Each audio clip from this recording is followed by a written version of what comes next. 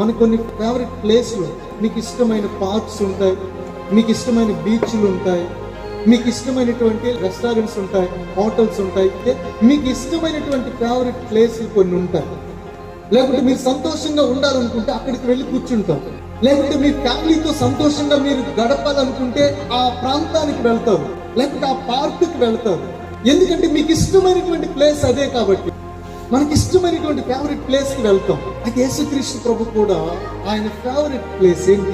ఆయన ఈ భూమి మీదకి వచ్చాడు. ఆయన ఫేవరెట్ ప్లేస్ ఏంటంటే భూమి. సూర్యుడిని, చంద్రుడిని, గ్రహాలను, ఉపగ్రహాలను, ఆకాశంలో కనబడేటువంటి ఎన్నో ప్రపంచాలు ఉన్నాయి. ఎక్కడికి వెళ్ళాలి? భూమి మీదకి మాత్రమే వచ్చాడు.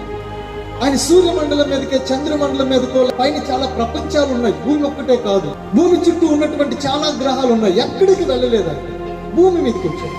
ఎందుకు భూమి మీదకి వచ్చాడంటే ఆయనకి ఇష్టమైన వాళ్ళు ఇక్కడ ఉన్నారు, ఆయన ప్రేమించిన వారు ఇక్కడ ఉన్నారు.